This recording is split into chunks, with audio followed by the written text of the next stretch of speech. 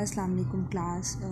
इससे पहले हमारा जो था सैम्पलिंग डिस्ट्रीब्यूशन वाला चैप्टर वो हमारा सिलेबस का मॉड्यूल 1 था।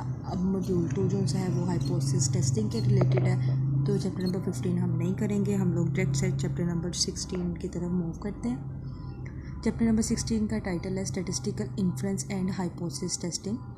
स्टैटिस्टिकल इन्फ्रेंस बेसिकली क्या होता है कि हमारे पास एक पॉपुलेशन होती है, वेरी बिग पॉपुलेशन, ठीक है। हम उसमें से डाटा कलेक्ट नहीं कर सकते, इसलिए हम लोग सैंपल लेते हैं, सैंपल में से रिज़ल्ट्स निकालते हैं और रिज़ल्ट्स निकाल के कहते हैं कि पूरी पॉपुलेशन के यही रिज़ल्ट्स होंगे, ठीक है। ये जो हम सैंपल लेके उसमें से रिज़ल्ट्स निकाल के और पॉपुलेशन के बारे में एक स्टेटमेंट दे रहे हैं, इस सारे प्रोसीजर को स्टैटिस्टिकल इन्फ्रेंस कहते हैं। और हाइपोथेसिस स्टैटिस्टिकल इन्फ्रेंस के दो पार्ट्स होते हैं, एक होता है एस्टिमेशन और सेकंड वन होता है हाइपोथेसिस टेस्टिंग। तो एस्टिमेशन तो हमारे सिलेबस में नहीं है, हमारे सिलेबस में जो है वो हाइपोथेसिस टेस्टिंग है, तो हम लोग फिर यहाँ से स्टार्ट करेंगे। इन्फ्रेंस दो पार्ट्स में डिवाइडेड होता है।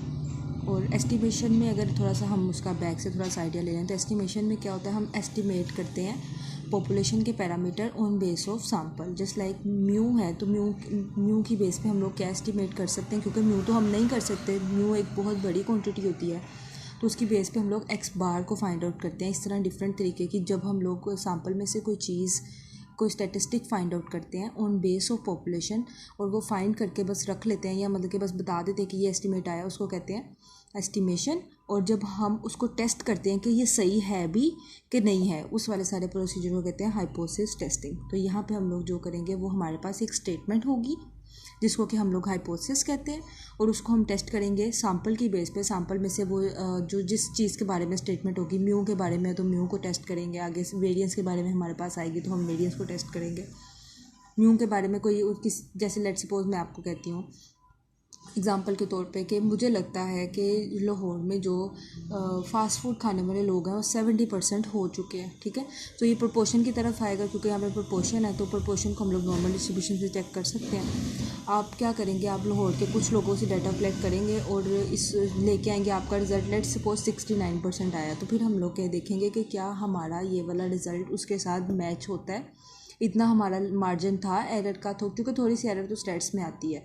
तो वो जो सारी टेस्टिंग होती है ना, वो हाइपोथेसिस टेस्टिंग में हम लोग करते हैं। डेफिनेशन की तरफ आते हैं। जो डेफिनेशंस आप लोगों ने करनी है उसमें सबसे पहले आप लोगों ने हाइपोथेसिस टेस्टिंग की डेफिनेशन करनी है। Hypothesis testing is a very important phase of statistical inference. It is a procedure which enable us to decide on basis of information obtained from sample data whether to accept or reject the statement or an assumption about the value of population parameter के about the value of population parameter के बारे में जो हम लोग sample से हमने observation find की होती है, इन्फॉर्मेशन फाइंड की होती है, उसको एक्सेप्ट करना है या रिजेक्ट करना है, ये वाला सारा हम लोग हाइपोथेसिस टेस्टिंग में टेस्ट करते हैं। सच अ स्टेटमेंट विच मे और मे नॉट बी ट्रू, कि वो स्टेटमेंट जो हमने सबसे पहले बनाई होती है उसको स्टैटिस्टिकल हाइपोथेसिस कहते हैं। We accept the hypothesis as being true when it is supported by sample data. और अगर सैम्पल डाटा का रिजल्ट हमारे पॉपुलेशन वाले जो हमने सोचा होता है या जो हमारे पास हाइपोथेसिस होता है उसके पास आता है, तो हम लोग उसको एक्सेप्ट कर लेते हैं, अदरवाइज़ फिर हम उसको रिजेक्ट कर लेते हैं, ठीक है। इसके अंदर 2-3 डेफिनेशन है। एक सबसे पहले इसमें हाइपोथेसिस टेस्टिंग की डेफिनेशन है, सेकंड वन इसके अंदर स्टैटिस्टिकल हाइपोथेसिस की डेफिनेशन है, ठीक है। 2 डेफिनेशन है मेनली, ठीक है। उसके बाद उन्होंने बताया कि कब हम उसे रिजेक्ट करते हैं और कब हम उसे एक्सेप्ट कर लेते हैं, ठीक है। ओके, देन हमारे पास आते हैं हाइपोथेसिस। जब हम बनाने लगते हैं ना, हमारे पास 2 तरह के हाइपोथेसिस होते हैं, एक होता है नल हाइपोथेसिस एंड एक होता है ऑल्टरनेटिव हाइपोथेसिस, जो कि यहाँ पे है। A null hypothesis generally denoted by H naught is any hypothesis which is to be tested for possible rejection under the assumption that it is true। Null hypothesis को हम लोग H नोट से denote करते हैं और इसको हम लोग टेस्ट करते हैं कि ये पॉसिबल रिजेक्शन के लिए वो हमारे पास एक कह लें कि एक हाइपोथेसिस होता है जिसको कि हम लोगों ने लेट सपोज एक फ़िक्स्ड अमाउंट के लिए होता है, जैसे म्यू इज़ इक्वल टू 60, तो उसको फिर हम लोग चेक करते हैं, ठीक है। और उसकी हम पॉसिबल रिजेक्शन के लिए हम लोग ये अज्यूम करते हैं कि ये ट्रू है, लेकिन हम लोग चेक करते हैं कि क्या ये रिजेक्ट होता है। पॉसिबल रिजेक्शन उसकी चेक करते हैं कि कितने % चांसेस के रिजेक्ट होने के, कितने % एक्सेप्ट होने के, उसको नल हाइपोथेसिस कहते हैं, ठीक है। ये थोड़ी सी आगे जो इसकी डेफिनेशन एग्जाम्पल जिसमें कुछ लिखी होंगी वो आप लोग देख लीजिएगा। Okay, an alternative hypothesis is any hypothesis which we accept when the null hypothesis is rejected, कि जब नल हाइपोथेसिस एक्सेप्ट होगा तो जो उसके बिल्कुल ऑपोजिट चीज़ होगी वो होता है ऑल्टरनेटिव हाइपोथेसिस। उसके अलावा जो ऑल्टरनेटिव नल हाइपोथेसिस होता है उसमें इज इक्वल टू वाला word mu is equal to 62 आएगा, म्यू लेस देन और ग्रेटर देन, लेकिन is equal to mu less than is equal to mu greater than is equal to, H nought में is equal to वाला आता है और H one में कभी भी इज इक्वल टू वाला नहीं आता।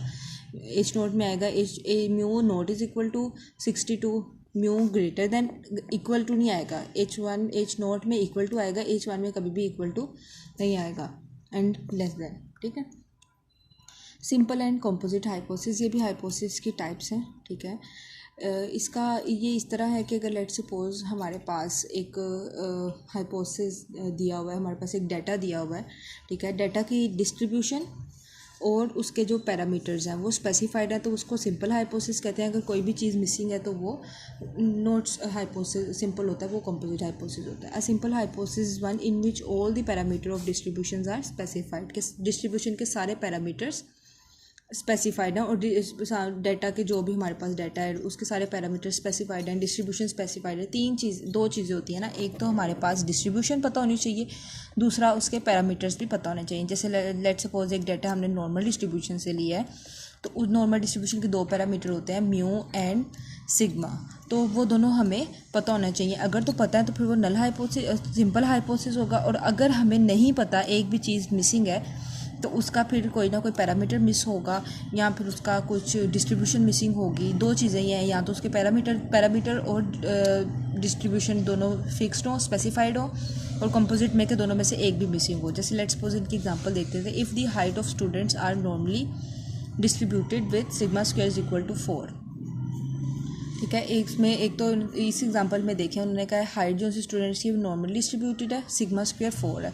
The hypothesis that the mean is 62, और हाइपोथेसिस हमने चेक करना है मीन के अगेंस्ट, तो मतलब हमारे पास म्यू भी है, सिग्मा स्क्वायर की वैल्यू भी है और डिस्ट्रीब्यूशन भी पता है, तो ये हाइपोथेसिस हमारे पास सिंपल हाइपोथेसिस होगा। और यहाँ पे अगर कंपोजिट में आए तो उन्होंने लिखा for instant if a hypothesis mu is greater than 62 and sigma is equal to 4, और mu is equal to 62 and sigma less than 4, the hypothesis become composite, we can not know the exact distribution, के mu और sigma तो दिया हुआ है लेकिन हमें इसकी डिस्ट्रीब्यूशन उन्होंने नहीं बताई हुई, इस वजह से ये कंपोजिट हाइपोथेसिस हो जाएगा।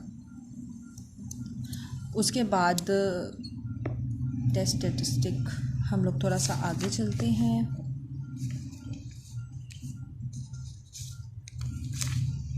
Okay, acceptance and rejection region पे अगर हम लोग यहाँ से टेस्ट स्टैटिस्टिक से स्टार्ट कर लेते हैं। टेस्ट स्टैटिस्टिक वो फार्मूला होता है जो हम लोग देख के सोच समझ के अपने डाटा के मुताबिक उसे यूज़ करते हैं। जस्ट लाइक हमने पिछले चैप्टर में हमने पढ़ा था सेंट्रल लिमिट थ्योरम के बारे में, कि हमने डाटा को देखना है, ठीक है, और उसके बाद फिर हमने देखना है कि अगर तो सैम्पल साइज ग्रेटर दैन 30 है देन हम लोग वहाँ पे नॉर्मल डिस्ट्रीब्यूशन यूज़ करते हैं, अगर लेस देन है तो नॉर्मल डिस्ट्रीब्यूशन यूज़ नहीं करनी है। उसके बाद फिर वहाँ पे फार्मूला चेंज होगा, तो जो फार्मूला हमारे डाटा को फिट कर रहा होगा, जिसमें टेस्ट स्टैटिस्टिक में आ जाता है नॉर्मल का, टी का और का स्क्वायर या फिर एफ, जो formula test statistic basically formula होता है, जो फार्मूला हमारे डाटा को एग्जम्पशन को फुलफिल करने के लिए यूज़ कर सकते हैं, हम उसको टेस्ट स्टैटिस्टिक कहते हैं।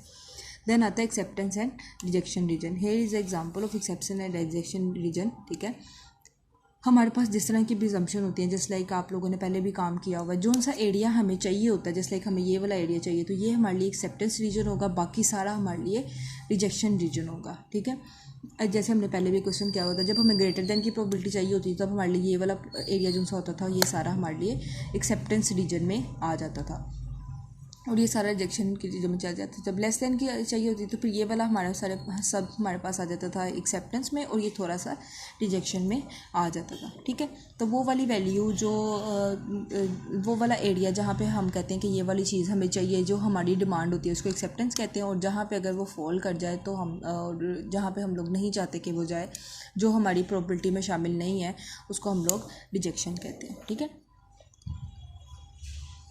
Okay, the values that separate, जो थी जहाँ पे दो वैल्यूज़ आती हैं, वो जो दोनों को रिजेक्शन और एक्सेप्टेंस रीजन को सेपरेट करती हैं, उनको क्या हम लोग कहते हैं, उनको क्रिटिकल वैल्यूज़ कहते हैं। ठीक है, ओके, नेक्स्ट जो सा है ना, ये टाइप 1 एंड टाइप 2 एरर, ये काफ़ी कह लें कि ना इम्पोर्टेंट कॉन्सेप्ट है आप लोगों के इस काम का, इस मॉड्यूल का काफ़ी इम्पोर्टेंट है part, type 1 and type 2 error. In fact statistics में भी ये बहुत ज़्यादा इम्पोर्टेंट है, ठीक है।